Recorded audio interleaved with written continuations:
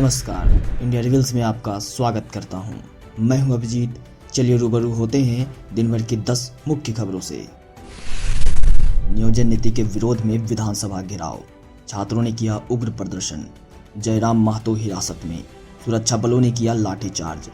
झारखंड में नियोजन नीति के विरोध में छात्रों ने आज उग्र प्रदर्शन किया। पुलिस ने छात्रों को जगन्नाथ मंदिर के पास रोकने की कोशिश की, लेकिन जगन्नाथ मंदिर के पास बैरिकेडिंग के बगल से निकलते हुए खेत वाले रास्ते से छात्र विधानसभा तक पहुंचने की कोशिश करने लगे। इस दौरान छात्रों पर पुलिस ने बल का प्रयोग किया, आंसू गैस के गोले भी छोड़े। छात्र नेता जयराम महतो को पुलिस ने हिरासत में लिया है।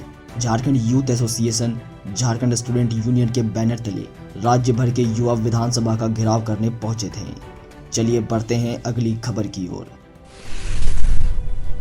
फिर धनबाद में अवैध खनन से गई मजदूरों की जान, विधायक डुल्लू महतो ने सदन में पूछा, और कितनों की जान लेगी सरकार? 10 मजदूरों की हुई मौत। धनबाद में अवैध खनन के एक बार फिर 4 मजदूरों की जान ले ली है। BCCL कतरास क्षेत्र में संचालित भूमि आउटसोर्सिंग के पैच में अवैध खनन के दौरान यह हादसा हुआ। हादसा सुबह हुआ। इस हादसे में 4 लोगों की मौत हो गई, जबकि करीब आधा दर्जन लोग घायल हैं। चलिए बढ़ते हैं अगली खबर की ओर। +2 स्कूलों में शिक्षक नियुक्ति का विज्ञापन निकला। सीधी नियुक्ति से 2137 पद पर होगी बहाली। TGT शिक्षकों के लिए 718 पद। BEd अपीयरिंग छात्र भी करेंगे आवेदन। झारखंड कर्मचारी चयन आयोग ने राज्य के +2 स्कूलों में विभिन्न विषयों के शिक्षकों की नियुक्ति का विज्ञापन निकाला है। यह नियुक्ति स्कूली शिक्षा एवं साक्षरता विभाग की ओर से की गई अनुशंसा पर की जा रही है। +2 स्कूलों में शिक्षकों की नियुक्ति नियमित और बैकलॉग दोनों तरीके से होगी। बैकलॉग नियुक्ति आरक्षित श्रेणी के उम्मीदवारों के लिए है, जहां कुल रिक्त पदों की संख्या 265 है। इस नियुक्ति परीक्षा में शामिल होने के लिए उम्मीदवारों को ऑनलाइन आवेदन करना होगा। ऑनलाइन आवेदन की प्रक्रिया 5 अप्रैल से शुरू हो रही है। आवेदन करने की अंतिम तिथि 4 मई निर्धारित की गई है। चलिए बढ़ते हैं अगली खबर की ओर। 25 मार्च तक आसमान रहेगा साफ, 26 से बदलेगा मौसम। मौसम विभाग ने जारी किया येलो अलर्ट। एक बार फिर आंधी पानी का बढ़ा खतरा। राजधानी रांची में आज मौसम शुष्क रहेगा। मौसम विभाग ने 23, 24 और 25 मार्च को आसमान साफ रहने और मौसम शुष्क रहने का अनुमान जताया है। वहीं 26, 27 और 28 मार्च को राज्य में कहीं कहीं मेघ गर्जन के साथ बारिश की संभावना जाहिर की गई है। कल भी मौसम साफ रहा, लेकिन शाम होते होते फिर बादल घिर आए। राज्य के कई हिस्सों में मेघ गर्जन के साथ हल्के दर्जे की बारिश भी हुई। चलिए बढ़ते हैं अगली खबर की ओर। राहुल गांधी को सजा सुनाने पर झारखंड विधानसभा में हंगामा, भड़के कांग्रेसी विधायक। कांग्रेस सांसद राहुल गांधी को सूरत की कोर्ट में 2 साल की सजा सुनाए जाने को लेकर झारखंड विधानसभा में हंगामा शुरू हो गया। ध्यान आकर्षण प्रस्ताव के दौरान पड़ैयाहाट विधायक प्रदीप यादव ने संसद में यह सूचना दी। प्रदीप यादव ने इसे लोकतंत्र की हत्या बताते हुए कहा कि क्या देश में हमें सरकार के खिलाफ बोलने की सजा दी जाएगी? क्या विपक्ष के नेता सरकार की आलोचना नहीं कर सकते?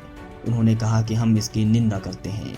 इसके बाद सभी कांग्रेसी विधायक वेल आ गए और केंद्र सरकार तथा BJP के खिलाफ नारेबाजी शुरू कर दी। चलिए बढ़ते हैं अगली खबर की ओर।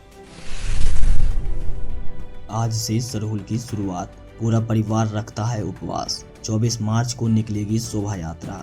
सरहुल की शोभा यात्रा 24 मार्च को निकलेगी, लेकिन आज से सरहुल की शुरुआत हो गया है।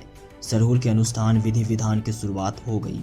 सरहुल पर्व के पीछे कई परंपरा, मान्यता और विश्वास छिपा है। सरहुल के नाम का अर्थ देखे तो पाएंगे सर का अर्थ है सरई या सखुआ का फूल, और हुल का अर्थ है क्रांति। इस तरह सखुआ फूल की क्रांति को सरहुल कहा गया है। इसे कई भाषाओं में अलग अलग नाम से जाना जाता है। मुंडारी, संथाली और हो भाषा में सरहुल को बा या ब्राह पराब कहते हैं।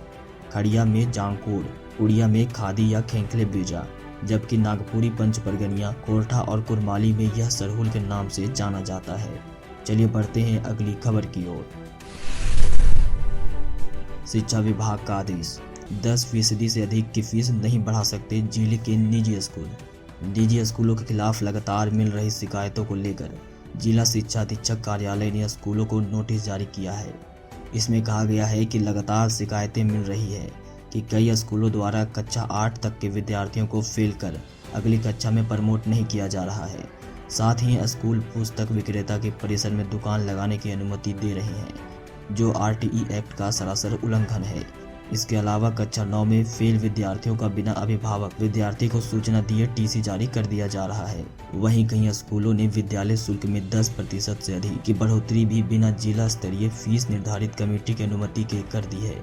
शुल्क जमा नहीं करने पर विद्यार्थी को कक्षा में बैठने से वंचित रखा जा रहा है। चलिए बढ़ते हैं अगली खबर की ओर।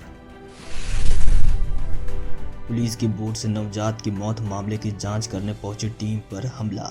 गिरिडीह के देवरी थाना क्षेत्र अंतर्गत कोसुंदगी गांव में पुलिसकर्मी की बोट से नवजात की मौत मामले की जांच करने पहुंची पुलिस की टीम पर आक्रोशित ग्रामीणों ने हमला कर दिया। आक्रोशित ग्रामीणों ने एसआई संगम पाठक सहित उनकी टीम को खदेड़ दिया। ग्रामीणों ने आरोप लगाया है कि एसआई संगम पाठक जांच को प्रभावित करने का प्रयास कर रहे हैं। ग्रामीणों ने उन्हें गाँव से जाने को कह दिया। गौरतलब हो कि जब पुलिस कल वहां छापेमारी करने पहुंची तो पुलिसकर्मी की बोट से कुचलकर 4 दिन के नवजात शिशु की मौत हो गई। चलिए बढ़ते हैं अगली खबर की ओर। रिजल्ट खराब होने के बाद लापता हो गई 8वीं की छात्रा, तलाश में जुटी पुलिस। डीपीएस की 8वीं कक्षा के एक छात्रा रिजल्ट खराब होने के बाद लापता हो गई। घटना बुधवार की है।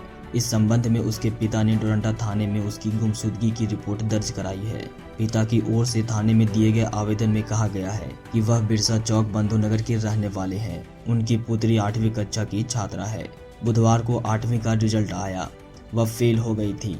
इस वजह से वह काफी दुखी थी। चलिए बढ़ते हैं अगली खबर की ओर। आज विधानसभा सत्र के दौरान हेमंत सरकार ने पूछा, भाजपा वाले किसके समर्थन में है, 1932 के या 1985 के? किसने ओबीसी आरक्षण खत्म किया? मुख्यमंत्री हेमंत सोरेन ने आज विधानसभा में नियोजन नीति, सरकार की योजना सहित अहम मुद्दों पर अपनी बात रखी।